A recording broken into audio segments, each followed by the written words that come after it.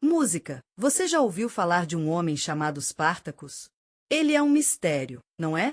A maioria das pessoas pensa que ele nasceu entre 105 e 100 AC, já que estava bastante maduro naquela época. Isso significa que ele provavelmente nasceu perto do rio Strymon, ou Struma, no que hoje é a Bulgária Ocidental. Nos tempos antigos, essa área era conhecida como Trácia. Infelizmente, não há informações sobre seus pais ou formação familiar. Spartacus nasceu em uma parte do mundo antigo que... Trácia é uma bela região aninhada nos arredores dos ricos estados do Mediterrâneo da Grécia. É uma parte dos Balcãs que se estende ao longo da costa norte do Mar de Marmara e das vias navegáveis conhecidas como Mar Trácia. Esta região inclui uma pequena parte do território do que agora é Istambul na parte sudeste da Bulgária moderna e da parte noroeste do país. Estou aqui para você, meu amigo. Eles controlavam as vias navegáveis entre o Mar Negro e o Mar Egeu, o que era um grande negócio. Mas a verdadeira força da região veio das tribos trácios que viviam no interior do país. Os trácios eram conhecidos por sua força e determinação, que os gregos realmente respeitavam. No final do século V AC, a região foi resolvida por pessoas de outros lugares, que eram chamadas de bárbaros estrangeiros. O Império Persa tentou invadir a Grécia, mas não teve êxito. Então, em 479 AC, um general trácio chamado Teres estabeleceu com sucesso um reino independente chamado Trácia, que foi governado por uma aliança tribal.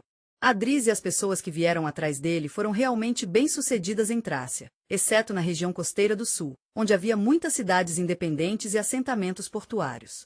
Mas houve momentos em que a Trácia tinha mais ou menos poder, há cerca de 500 AC. No Reino de Odras, que fica na área da Bulgária moderna, outras potências regionais como o Reino da Macedônia e o Império de Alexandre, o Grande, estavam no comando.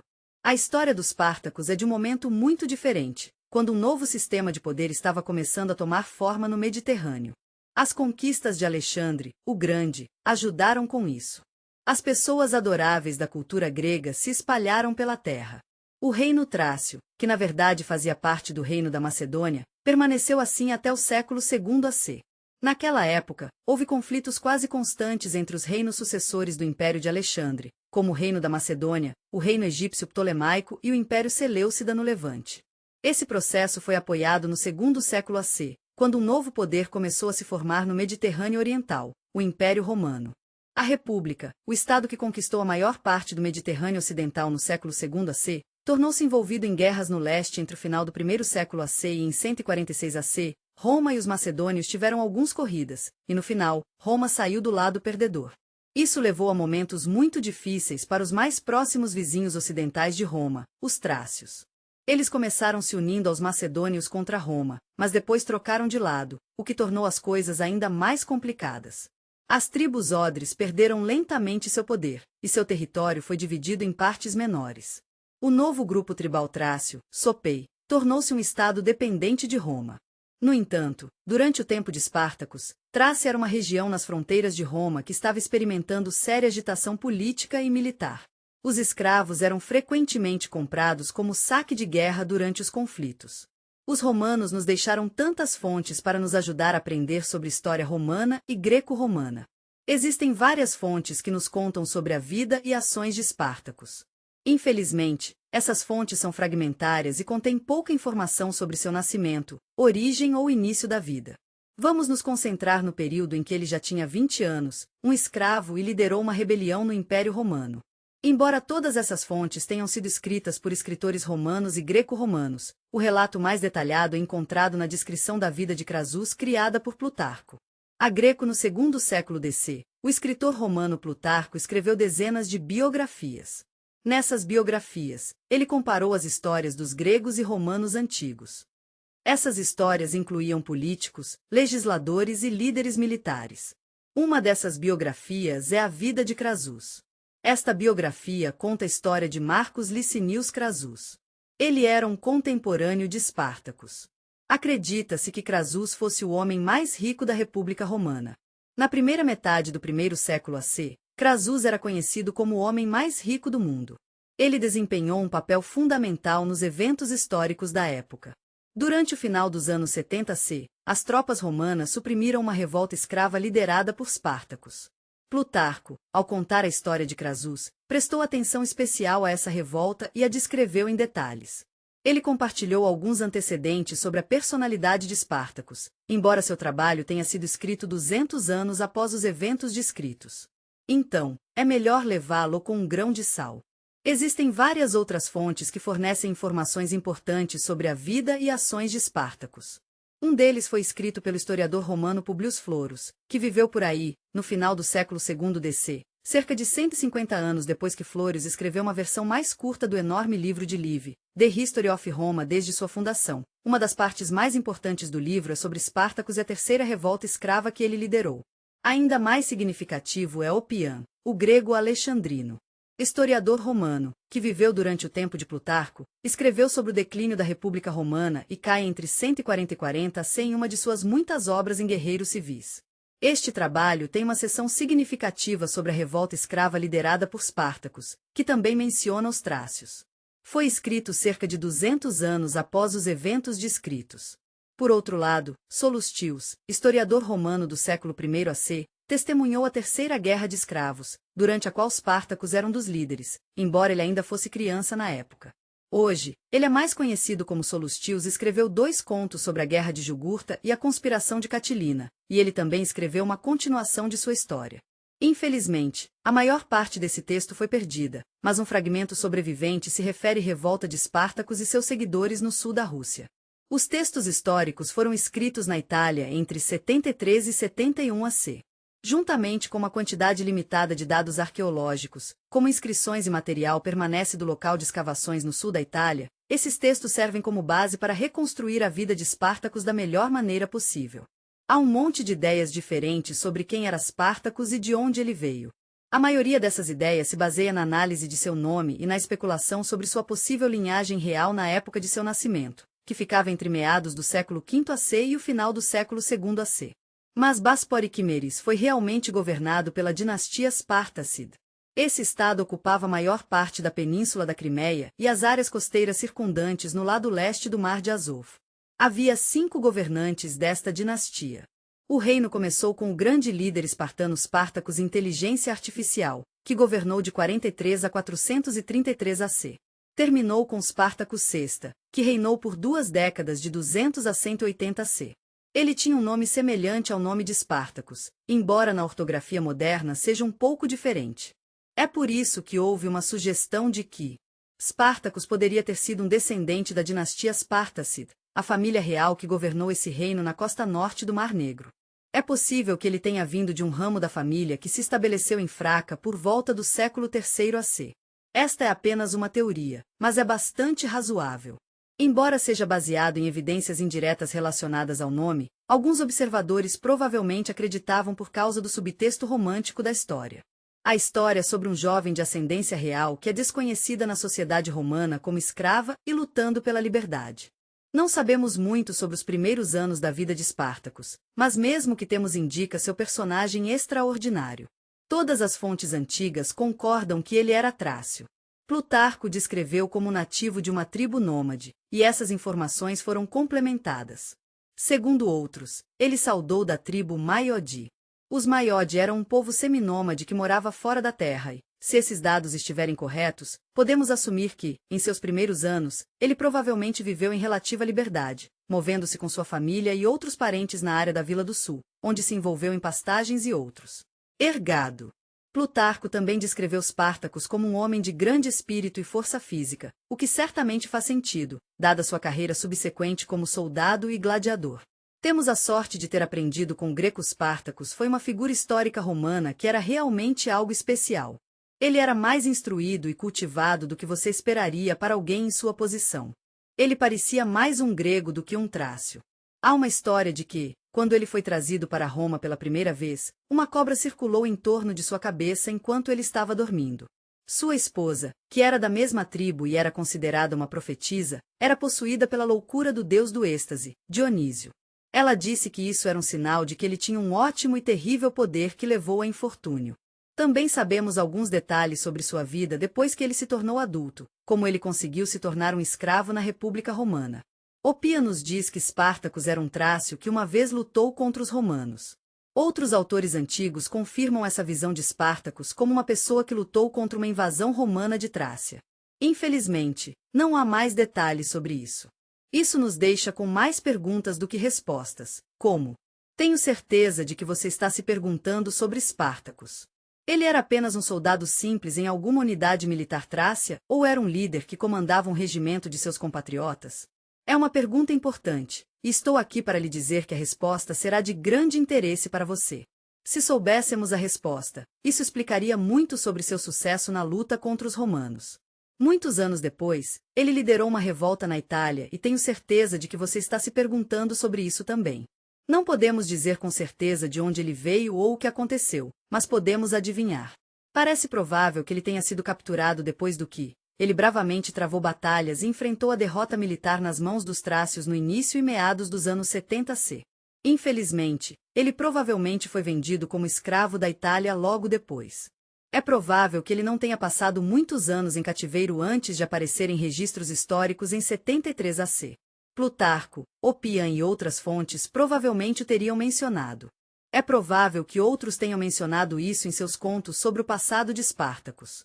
Espartacus tornou-se escravo no mundo romano, e sua vida foi difícil. Os escravos não tinham muitos direitos ou liberdades, mas suas vidas eram muitas vezes menos duras do que as de outras pessoas. Se você era escravo no Caribe ou no sul dos Estados Unidos entre os séculos X e X, você teve sorte. Você pode ser um empregado doméstico para um mestre que o tratou bem. Você não era livre, mas estava melhor do que a maioria dos escravos no mundo romano. No entanto, houve alguns desafios que vieram com a escravidão. Se um dono de escravo não fosse gentil com seus escravos, suas vidas poderiam ser realmente difíceis. Sabemos que os escravos tiveram que usar colarinhos e outros tipos de grilhões porque eram um símbolo de seu status escravizado. Na República Romana, a escravidão era comum por causa das relações únicas entre as sociedades da terra-se que Roma conquistou no segundo século e a natureza do imperialismo romano. No processo de expansão de seu território, os romanos trouxeram escravos para as áreas que haviam conquistado. Esses escravos foram vistos como despojos da guerra, e muitas cidades que resistiam ao domínio romano foram capturadas. Estima-se que mais de 20% da população do Império Romano no auge fossem escravos.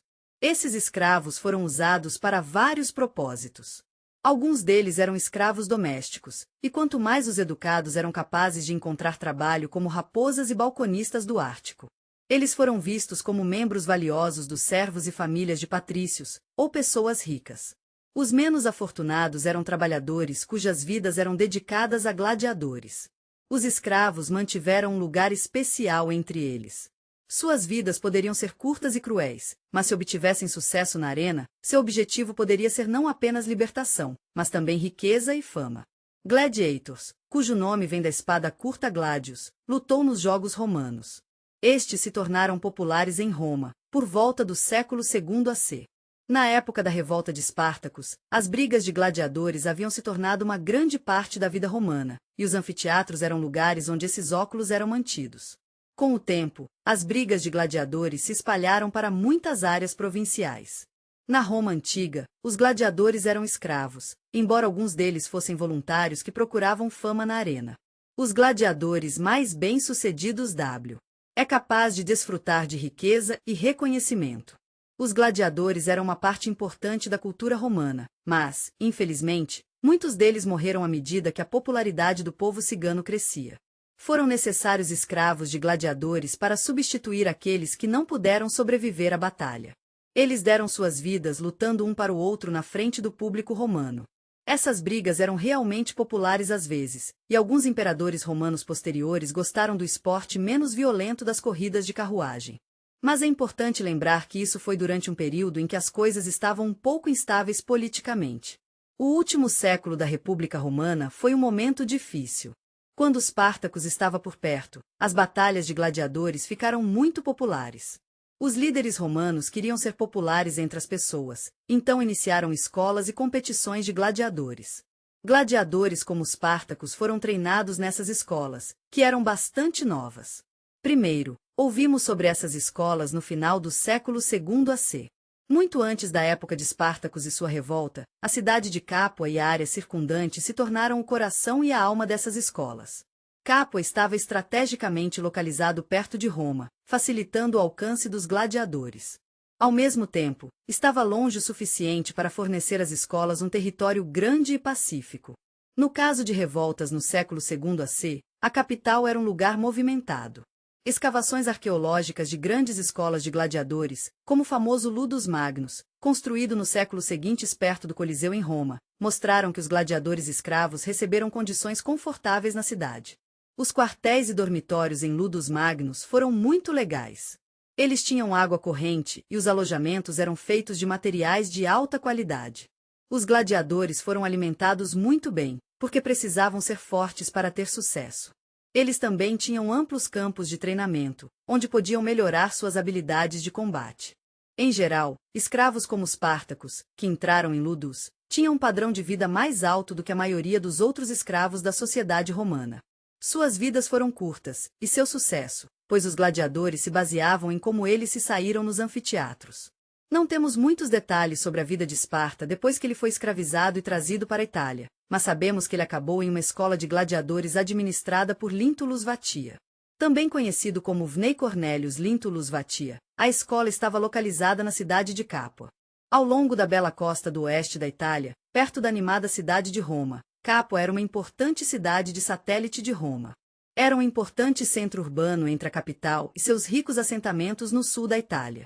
Também serviu como ponto de partida na Estrada dos Apianos, a grande estrada que os romanos construíram pela região 2 AC há séculos atrás.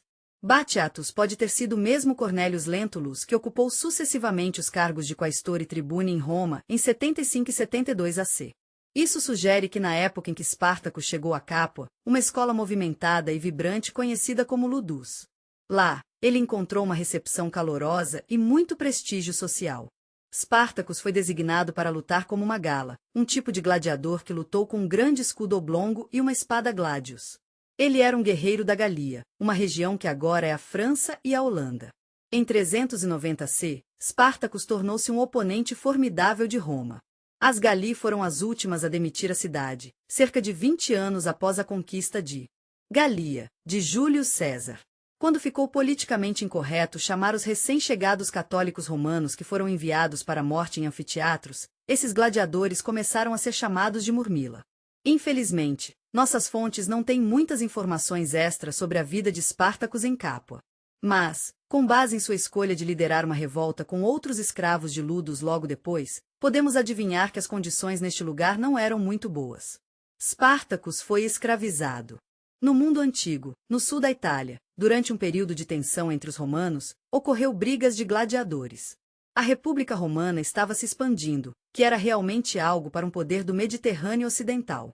Mas poder e riqueza nem sempre andam de mãos dadas. A partir dos anos 130 C, houve crescentes conflitos sociais e políticos em Roma. No início do século I AC, o problema era particularmente agudo em Roma. Os líderes militares que tinham tanto poder começaram a perder o controle da República. Havia dois grupos de pessoas, o general Gaius Marius e um Cornélio Sulla, mais jovem e ambicioso. Depois que Marius morreu, Sulla vu na guerra civil contra os marinhos. Por vários anos, de 82 a 80 C, ele foi o ditador de Roma.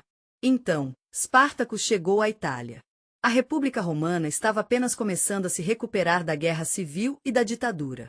Sulla cometeu alguns erros, então voltou para suas propriedades do país, onde faleceu pouco tempo depois. Mas, nos próximos 50 anos, ainda havia problemas com tubarões circulando a República Romana em dificuldades.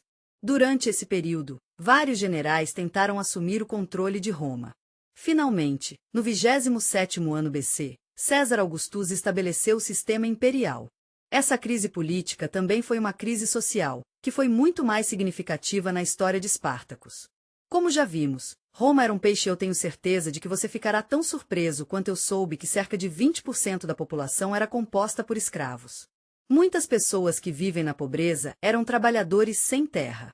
Somente os cidadãos romanos, especialmente a elite romana, tinham muita riqueza e desfrutavam de benefícios do império. É difícil de acreditar, mas por muito tempo, a situação foi realmente injusta. Isso levou a algumas revoltas de escravos e muitas pessoas protestando contra o que Roma estava fazendo. De 135 a 132 AC, a Sicília experimentou uma revolta significativa liderada por pessoas escravizadas. Essa revolta levou à ascensão de um exército de escravos que controlava a maior parte da ilha por muitos anos. Foi somente nos anos seguintes a essa revolta que a Primeira Guerra de Escravos começou, que durou aproximadamente 10 anos.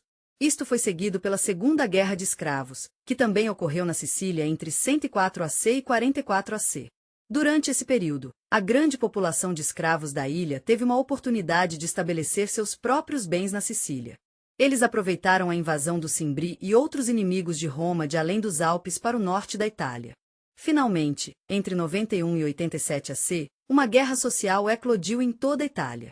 Era um confronto entre os romanos e seus assuntos italianos não romanos. O povo da Itália romano queria ser cidadão de Roma, o que levou a alguma tensão. Isso mostra que muitas pessoas na Itália não gostaram do domínio romano. Nos anos 70 AC, havia muitas rebeliões contra os romanos. Os escravos e as pessoas que vivem no Império Romano na Sicília e no sul da Itália foram algumas das pessoas que se rebelaram. Em meados dos anos 70, houve muitas rebeliões na Itália. Era um tempo de agitação. As situações políticas e sociais foram difíceis. O país estava no meio de uma recente guerra civil entre as Sulas e os Marianos. Spartacus era um gladiador. Ele estava no centro dos eventos. Logo, ele lideraria uma nova revolta escrava no sul da Itália. Seria maior que o levante anterior. Seria mais perigoso para Roma. Isso foi sobre o 73º ano BCC. Plutarco foi um ótimo contador de histórias. Ele nos deixou o relato mais detalhado dos eventos que marcaram o início da revolta que caiu na história como a Terceira Guerra de Escravos. Em sua vida, Crasa, ele nos diz, a revolta do gladiador e sua devastação da Itália, também conhecida como a Terceira Guerra de Escravos ou a Guerra de Espartacus, começou assim. Um homem chamado Lentulus teria apoiado a escola que não era de um tempo que não era um dos mais triturados. Centenas deles planejaram escapar, mas seu plano foi revelado. Os escravos de Gladiator de Galia, Gannicus e Castus. No sul da Itália, as coisas estavam esquentando. Spartacus e seus aliados foram para o sul de Capua, indo para a cidade de Nápoles, que agora conhecemos como Nápoles, e outras localidades, incluindo Pompeia. À medida que expandiam suas operações, mais e mais escravos e pessoas que se sentem deixadas de fora se uniram ao seu movimento. Seus números cresceram rapidamente. Felizmente, centenas e milhares de pessoas vieram em auxílio das vilas romanas e pequenas aldeias que foram atacadas. Saqueou. Eles começaram a cometer esses atos e depois passaram para cidades de toda a região. Eles logo chegaram ao Monte Vesúvio, uma enorme montanha vulcânica que se eleva sobre Neópolis e a Baía de Nápoles. Séculos depois, uma erupção maciça cobriu as cidades de Pompeia e Herculano com cinzas e rochas vulcânicas. As encostas desta montanha se tornaram um campo temporário do exército, onde o povo do Império Romano começou a unir suas forças. Os romanos não tiveram uma chance. Você sabe, no passado, não era realmente comum que as legiões estivessem estacionadas na Itália ao sul do rio Rubicon. Isso significava que levou algum tempo para reunir um grande exército. Mas nesse estágio inicial, quando os romanos tomaram medidas decisivas, eles enviaram uma unidade de milícias composta por vários milhares de homens sob o comando do juiz romano Gaius Claudius Glaber. Spartacus e seus homens tiveram que fazer algo para acabar com a revolta. Eles decidiram adotar uma nova estratégia. Eles desceram as encostas íngremes do Monte Vesúvio usando escadas. Então, eles atacaram Glaberus e seus soldados. Eles sofreram uma derrota séria. Após essa vitória, a notícia de uma nova revolta contra a opressão romana. No sul da Itália, as coisas estavam um pouco rochosas. A Terceira Guerra de Escravos começou, liderada por Spartacus. Existem diferentes versões de como a Terceira Guerra de Escravos terminou, que começou com a primeira fuga de escravos de Capua. Oppian e Plutarco têm ideias diferentes sobre alguns dos detalhes, mas todas as fontes concordam que eu concordo totalmente com você sobre uma coisa. A guerra durou cerca de 2 anos, desde a primeira fuga até a Batalha de Vesúvio em 73 AC. Uma revolta escrava liderada por Spartacus foi esmagada no final de 71 AC na Batalha do Rio Celários. Ambos os historiadores antigos concordam que depois que Spartacus e outros líderes rebeldes cresceram para dezenas de milhares de homens, eles se mudaram para a costa leste do sul da Itália e depois para a costa sul. Fomos para o norte ao longo da encosta oriental das montanhas Apennine, que formam a espinha dorsal da Itália Central. Então, chegou as maravilhosas notícias de que Spartacus conquistou uma vitória importante sobre os romanos em uma área a leste de Roma. É provável que eles estivessem por perto onde Pescara está agora, mas eles tinham ideias diferentes sobre o que aconteceria a seguir. Opianos achou que Espartacus foi principalmente para o oeste e poderia ter tentado atacar Roma antes de mudar de ideia e voltar para o sul da Itália. Mas a conta de Plutarco é um pouco diferente.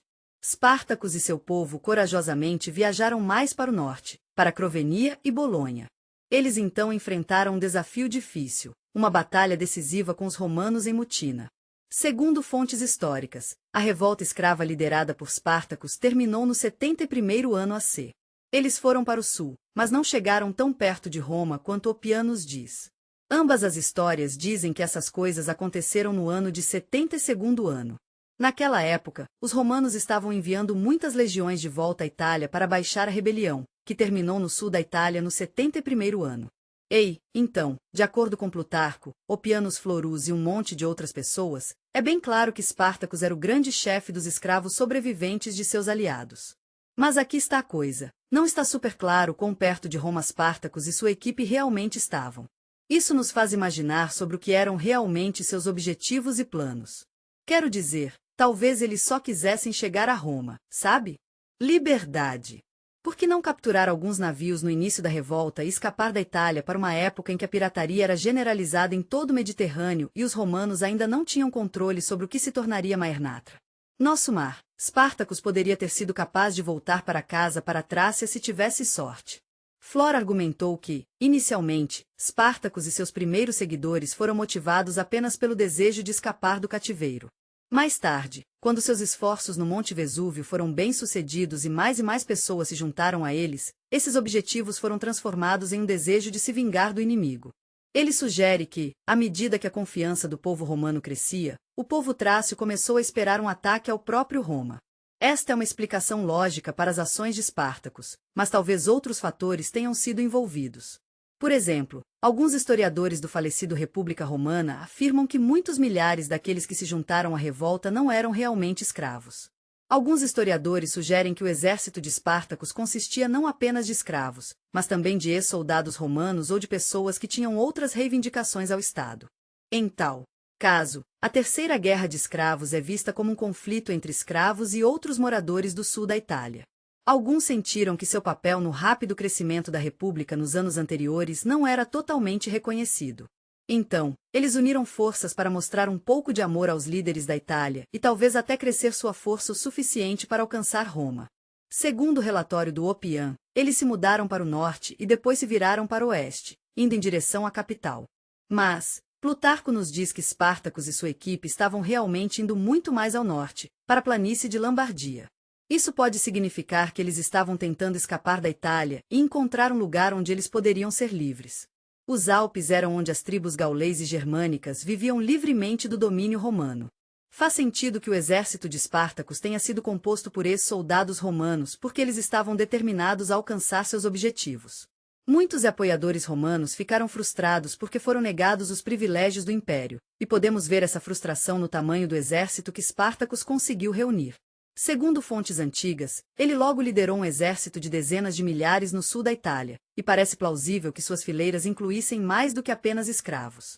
Os historiadores estimam que todo o exército logo aumentou para 120. No entanto, esse número incluía pessoas do acampamento, como mulheres, tropas auxiliares e servos de acampamento que não lutaram em batalhas. Parece provável que o exército rebelde atinja uma capacidade de combate igual a cerca de 70.0800 homens no auge em 72 AC. Florus fala sobre as razões para seu sucesso. Exército. Ele diz que, graças ao fluxo constante de novos soldados, seu grupo se tornou um exército adequado. Eles também fizeram escudos simples com videiras e peles de animais. Nas prisões de escravos, Espartacus e seus amigos fizeram espadas e outras armas para conseguir tudo o que precisavam para formar um. Eles eram um exército de pleno direito e recolheram carne de cavalo. Eles dirigiram rebanhos de cavalos que se encontraram a caminho e trouxeram as insígnias e faces de seus líderes, que haviam capturado dos precedentes.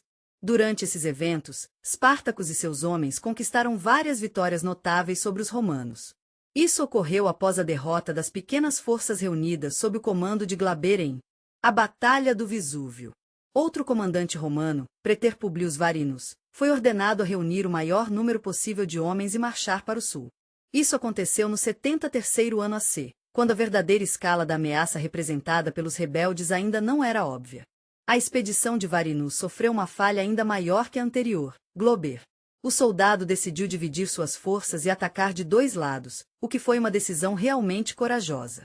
Ele dividiu suas forças em dois destacamentos, que infelizmente acabaram sendo um erro.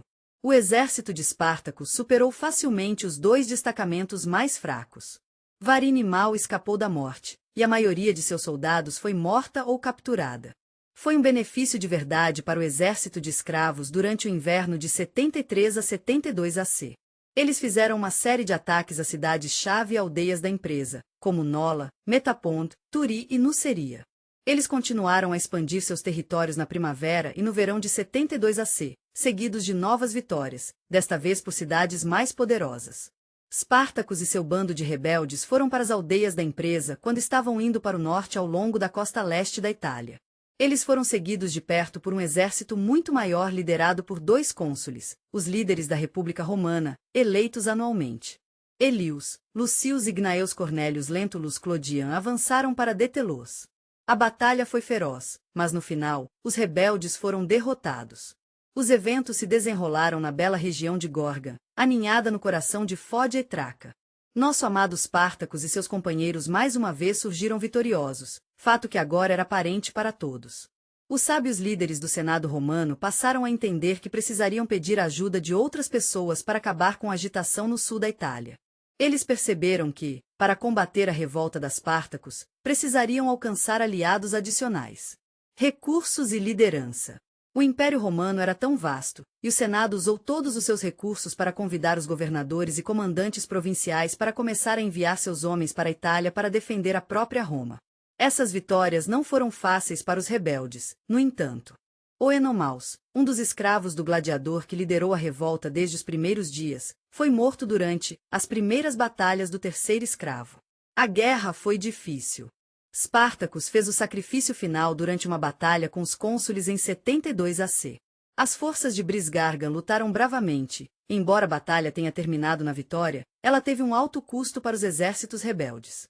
Na segunda metade do 72 AC e no início de 71 AC, após a época, os legionários começaram quando chegaram à Itália das províncias. 3 homens foram designados para liderá-los e acabaram com a guerra que Spartacus estava travando.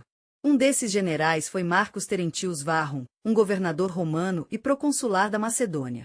Nos estágios iniciais da rebelião, ele participou das guerras fronteiriças na terra natal de Spartacus. Depois de uma longa jornada, Thrace retornou à Itália com várias legiões. Uma das pessoas que retornaram foi Gnaeus Pompei. Ele se tornou famoso como comandante militar de 20 anos durante a Guerra Civil. Na década de 170, ele trouxe Sulu ao poder como ditador da República Romana. Ele liderou a supressão da revolta de longa duração na Espanha, que foi organizada pelo general romano.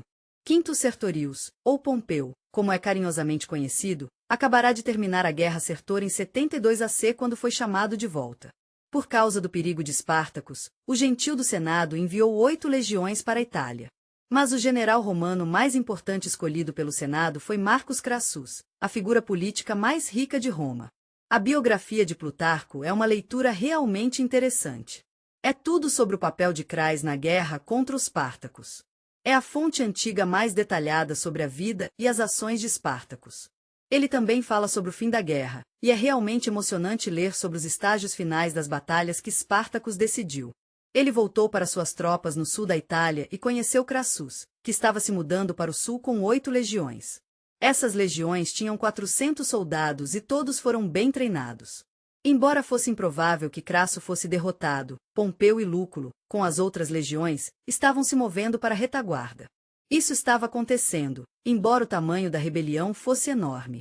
Os dois lados eram de maneira bastante uniforme, e parecia que o resultado era praticamente um dado, especialmente com todos os legionários chegando à Itália. Crassus se saiu muito bem, vencendo um monte de batalhas nos primeiros dias do conflito. Nos primeiros meses de 70 C, ele fez um grande empurrão profundamente na península, empurrando os Spartacus e seu exército restante para recuar para o sul. Em um momento realmente importante, Spartacus entrou em contato com os grandes líderes de piratas da Cilícia. Essa é uma região que agora faz parte da Turquia. Segundo Plutarco, ele fez um acordo com eles para ajudar suas tropas a atravessar o Estreito de Messina até a Sicília. Lá, ele estava planejando continuar lutando, conseguindo dezenas de milhares de novos lutadores para se juntar à sua causa. Mas os Cilícios Pártacos e seu pequeno mas dedicado grupo de apoiadores estavam no cabo da Itália quando quebraram o acordo. Enquanto isso, Crassus, Pompeia e Lúculo estavam progredindo diante de alguns desafios difíceis. Spartacus decidiu tentar lutar contra as tropas de Crassus antes que tivessem tempo para obter ajuda de Pompeu ou Lúculos. A batalha final da Terceira Guerra de Escravos estava definida para ser um ponto de virada no sul da Itália ao longo do rio Celários. Esse belo trecho de água, conhecido naquela época como Selle, passou pelas cidades encantadoras de Battipale, Amalfi e Solerna, aninhadas ao longo da costa italiana. Como em outras partes da guerra, a data exata de seu começo é um mistério para nós. Mas sabemos que terminou em algum momento no final de 71 AC, talvez cerca de 2 AC. Depois que Spartacus e seus amigos fizeram sua primeira grande mudança na escola de gladiadores em Capua, Opianos compartilhou algumas das coisas que aconteceram durante esses anos. A guerra durou quase 3 anos. Alguns historiadores gregos e romanos antigos gostavam de fazer com que o número de exércitos inimigos pareça maior do que realmente era. Algumas fontes dizem que Spartacus ainda tinha mais de 50.000 soldados com ele. É interessante pensar em como o exército de Spartacus era muito maior que as legiões de Crassus.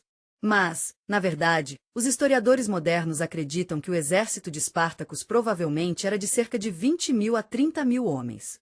De acordo com um novo estudo arqueológico, eles estavam cercados por todos os lados. Os detalhes do estudo foram publicados no verão de 2024 na floresta de Sônia Belomelia, na Colômbia. Os restos de uma parede, 2 aldeias e meio quilômetro de comprimento foram descobertos lá. Apparentmont. Esse muro foi construído por Crassus e seus homens para cercar o exército de Spartacus. O exército de escravos estava em desvantagem. As legiões romanas estavam em menor número, mais bem treinadas e mais equipadas do que seus oponentes. As fortificações que eles construíram efetivamente os bloquearam, não deixando a escolha não ser envolver os romanos e sofrer uma derrota esmagadora. É de partir o coração pensar nos milhares de vidas perdidas, embora não sem os romanos que sofrem perdas significativas.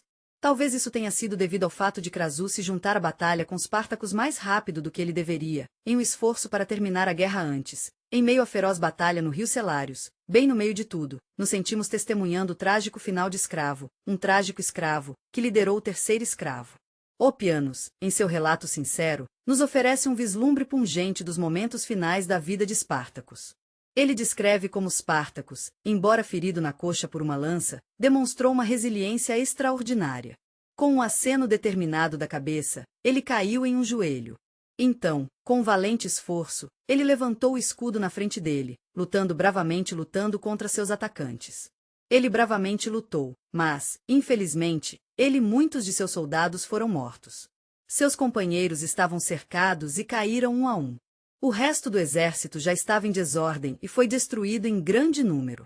É difícil saber o número exato de perdas de ambos os lados, mas os romanos perderam cerca de 1.000. Flor simplesmente nos diz que ele caiu durante a batalha.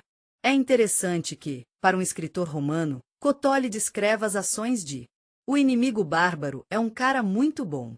Ele diz algumas coisas muito boas sobre o gladiador general, que morreu enquanto lutava na linha de frente.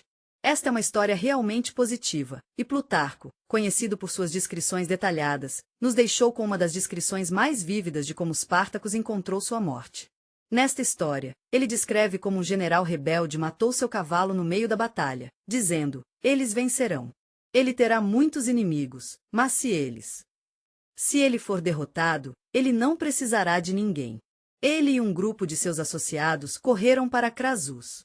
No entanto, ele nunca se tornou um general romano.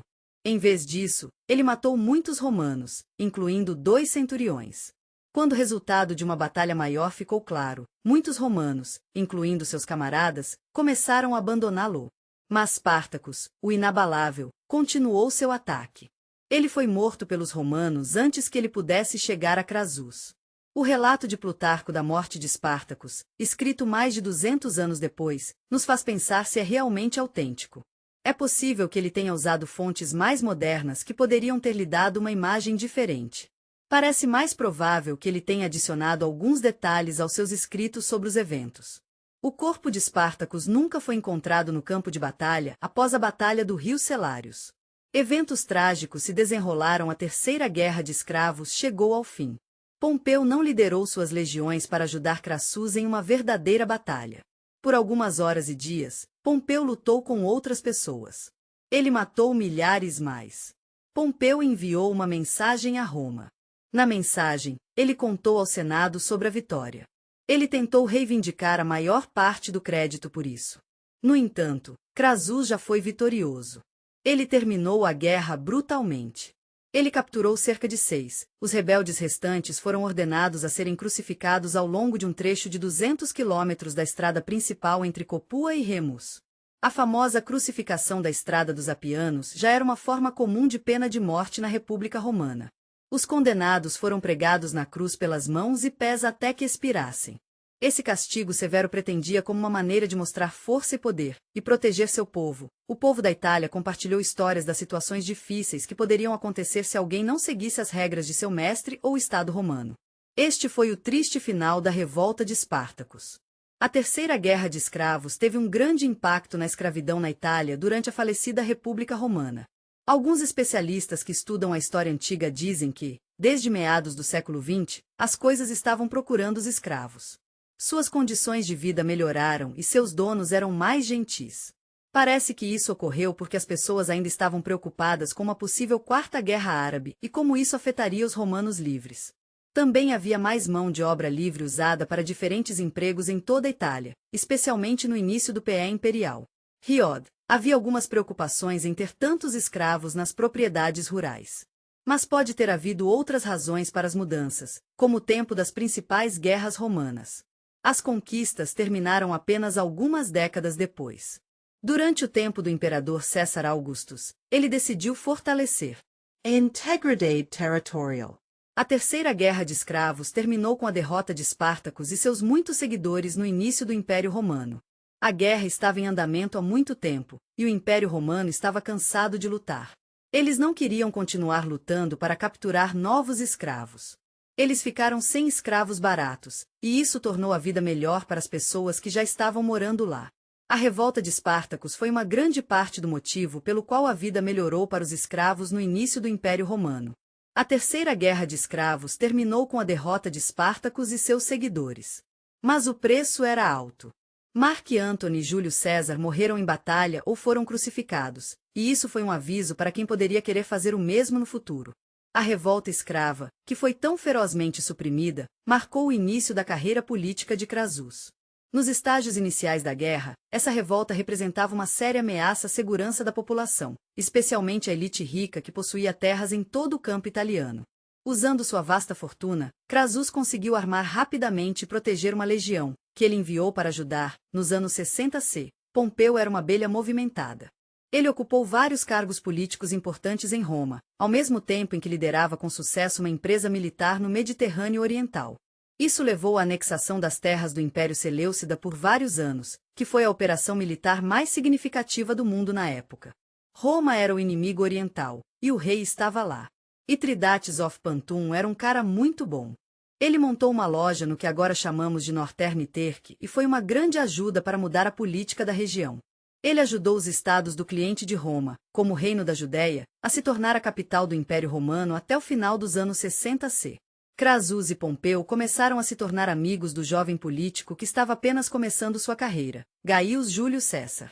Essa aliança, que chamamos de Triumvirate, foi um grande passo para ajudar 3 homens a compartilhar poder na República.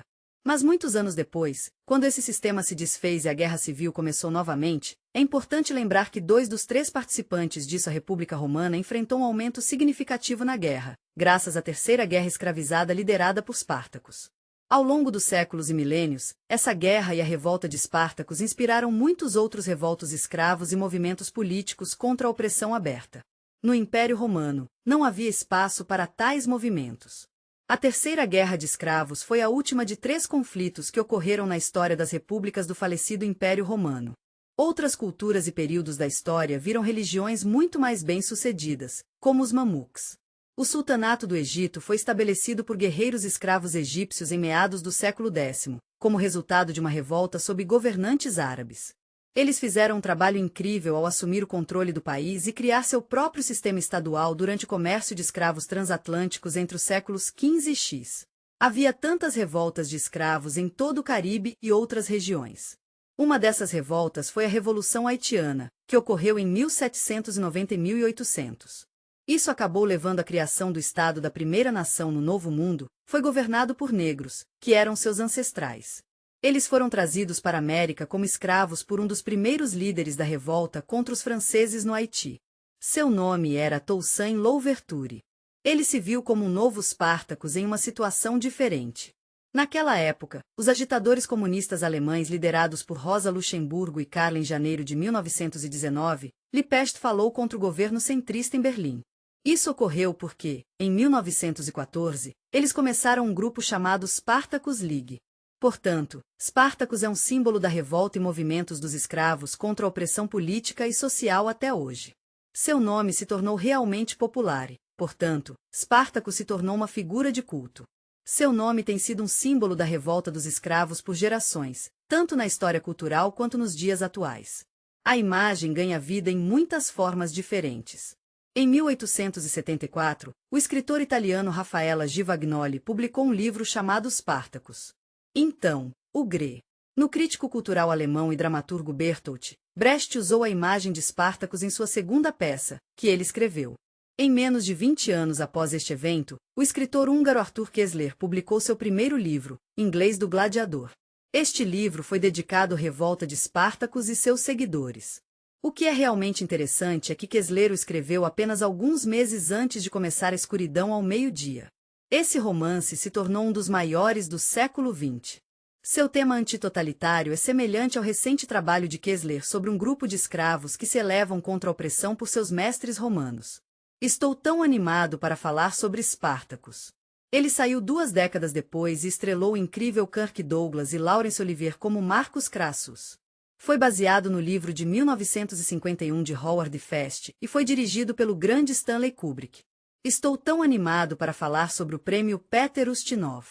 É dado ao proprietário do teatro da Gladiator School em Capua, onde começou a revolta que começou a Terceira Guerra de Escravos. Spartacus se tornou uma figura-chave nas últimas décadas, e sua história foi recontada em várias séries de televisão. Embora esses projetos nem sempre tenham sido muito apreciados pelos críticos, eles refletem o interesse sustentado na personalidade desse líder de escravos. Hoje, o nome de Spartacus é um nome familiar para muitos de nós. A maioria de nós já ouviu falar dele ou saber um pouco sobre ele. Ele liderou uma revolta escrava contra o Império Romano, e sua imagem se tornou um símbolo de resistência e a luta contra a injustiça. É inspirador autores de livros, filmes, programas de TV e peças de teatro há séculos. Mas se nos aprofundarmos um pouco mais em sua história, percebemos que há muito mais para aprender sobre esse homem notável. Não temos muitas informações sobre sua vida e a revolta que ele liderou contra Roma, porque a maioria das fontes escritas é limitada. Os escritos de Plutarco, Opianos, Florus e outros contêm apenas alguns milhares de palavras sobre sua vida. Com essas fontes, aprendemos um pouco sobre sua história e pré-história inicial, e temos algumas ideias sobre de onde ele pode ter vindo. Não sabemos muito sobre ele, exceto que ele era originalmente de Trácia e, depois de lutar contra o Estado romano, foi escravizado em meados dos anos 70 C, ele se viu em uma escola de gladiadores em Capua. Em seguida, aprendemos mais sobre os 2 anos que passaram desde o início da Terceira Guerra de Escravos até sua morte no final da batalha. Foi uma luta verdadeiramente heróica por 2 anos e meio. Eles eram um grupo de pessoas que foram escravizadas e oprimidas. Eles foram capazes de transformar uma pequena revolta local em uma guerra em larga escala, na qual invadiram o sul da Itália. Sua revolta colocou a segurança de Roma em risco, desenhando dezenas de milhares de soldados sob seus banners. Até os historiadores romanos que escreveram sobre Spartacus eram um homem corajoso, mas, infelizmente, sua causa foi perdida e a guerra foi encerrada em 71 AC. Talvez a razão pela qual Spartacus seja tão amada é que não sabemos muito sobre ele. Tudo o que temos são histórias sobre um famoso escravo que bravamente se levantou contra um oponente enorme e poderoso. Estou curioso para ouvir seus pensamentos sobre Spartacus. Por um tempo, ele era um grande líder de escravos e rebelde social, mas depois morreu bravamente em batalha. Você acha que ele era uma pessoa real, ou é sua rebeldia algo que foi romantizado por Hollywood de meados do século XX? Eu adoraria ouvir seus comentários. Por enquanto, muito obrigado por sua atenção.